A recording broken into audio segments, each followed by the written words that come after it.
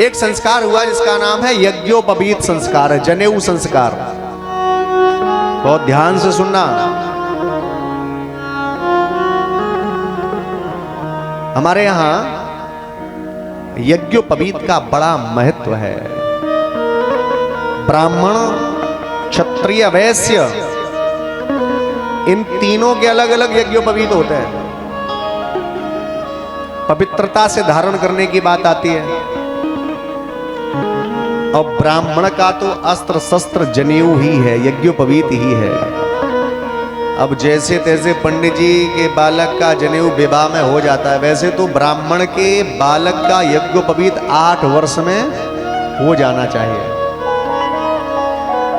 क्षत्रिय बालक का यज्ञोपवीत 11 वर्ष में हो जाना चाहिए, और वैश्य के बालक का यज्ञोपवीत 15 वर्ष में हो जाना चाहिए। खैर नहीं होता है, अब तो विवाह में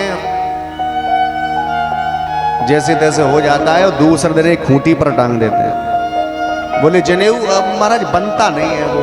ठीक है। गुरु गोविंद सिंह के दोनों बेटा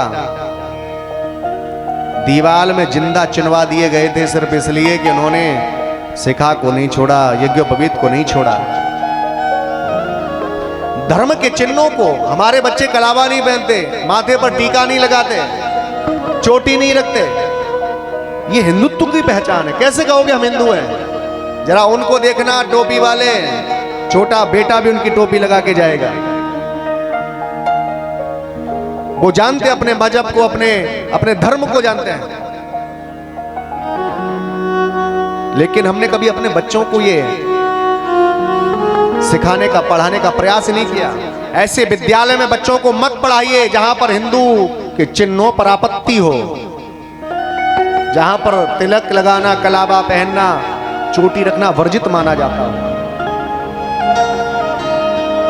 कॉन्वेंट स्कूलों में शिक्षा देकर के बच्चों को अपना धन कमाने का तरीका सिखा रहे हो। धन कमाएगा अच्छा है, लेकिन संस्कार तो तुम्हें देना पड़ेगा, अपने धर्म के, अपने हिंदुत्व के। आज हमारे बच्चे नशा कर रहे हैं, शराब पी रहे हैं। अभी होली का त्योहार चल रहा है, अब देखो कितने पड़े होंगे रोड पर, घरों में। उनको लगता है अमृत है ही है, जहर पी रहे हैं और उसको अमृत समझ रहे हैं। हर काम में लाभ जानते हैं, इसका क्या फायदा। किसी से कहो कथा में चलो, कथा चल रही है होली पर, बोले क्या फायदा। कीर्तन करो, बोले क्या फायदा। किसी साधु ने उनसे पूछा, जब तुम फायदा पूछते हो, अच्छा ये बताओ तंबाकू खाते, बोले हाँ क्या फायदा। शराब पीते हो, बोले हाँ क्या फायदा। बीड़ी पीते हो, बोले हाँ, बोले क्या फायदा।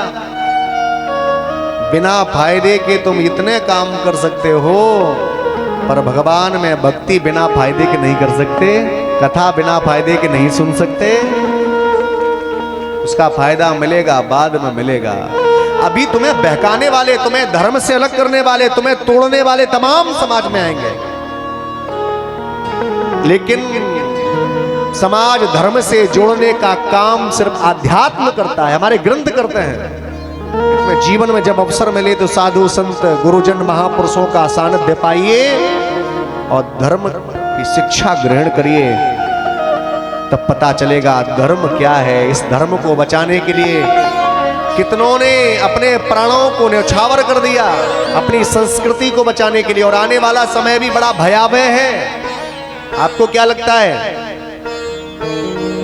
कोई सरकार सत्ता में बैठ करके तुम्हारे धर्म को बचाएगी?